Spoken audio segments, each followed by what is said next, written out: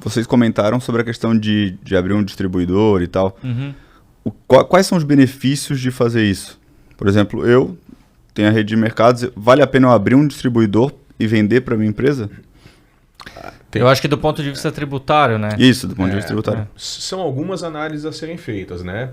Veja, quando a gente faz uma importação, como eu falei, existem 4 tributos federais.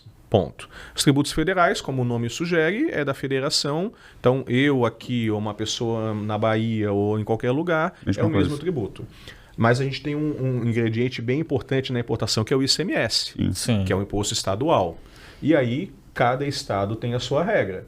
E aí, o produto nacional tem uma regra e o produto importado tem outra regra, né? Então, estão aí os nossos amigos contadores que sabem melhor do que eu isso, né? Então, respondendo à tua pergunta, quando a gente pensa em fazer uma importação, o ideal é a gente analisar, inclusive, aonde a gente vai vender o nosso produto.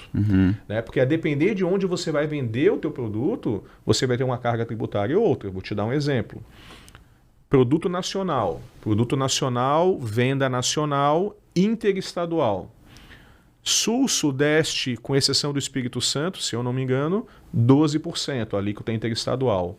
Espírito Santo, Nordeste, Centro-Oeste e Norte, 7%. Confere? Confere. Isso. Produto importado, 4% a alíquota interestadual. Se não tiver um processo de industrialização nele, 4%. Aí tem uma questão substituição tributária. Alguns estados cobram substituição tributária, ou seja, a pessoa que recebe aquele produto, ela tem que já pagar todo o imposto de saída dela quando ela for comercializar, antecipadamente. Então, a depender do estado aonde você vai vender, pode ser que valha a pena vender produto nacional, porque aí a substituição tributária do produto importado é maior. Então, tem várias análises a serem feitas. Eu não consigo te dar uma resposta se sempre vale a pena ter um distribuidor ou não. Sim. Às vezes pode ser que sim, às vezes pode ser Talvez que não. eu possa complementar um pouco melhor a resposta dele, porque no escritório, quando em alguns momentos se faz esse tipo de análise, leva em consideração vários fatores. Um dos fatores é desenvolvimento de produto, porque vamos supor, tu tem um mercado, mas às vezes tu quer vender para pessoas revenderem e quer vender também no teu mercado. Então tu cria uma distribuidora, importa essa mercadoria e parte do produto, até para viabilizar aquele processo de importação, tu acaba vendendo para você, revender esse produto ao consumidor final, e outra parte da tua importação tu revende para outras pessoas, e aí pode ser fora do estado, enfim, em outros locais, para ele também fazer o processo de revenda. Então, em alguns momentos, as distribuidoras são feitas nesse sentido.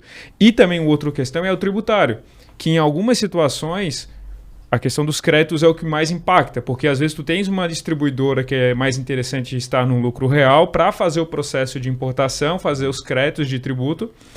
E às vezes tu tem vários, ou enfim, empresas parceiras, tem empresa do lucro presumido, empresa do Simples Nacional, que essas empresas fica mais vantajoso vender a consumidor final. E daí tu acaba importando para uma distribuidora do lucro real, revende para essas outras empresas que têm uma carga tributária menor quando vende a consumidor final.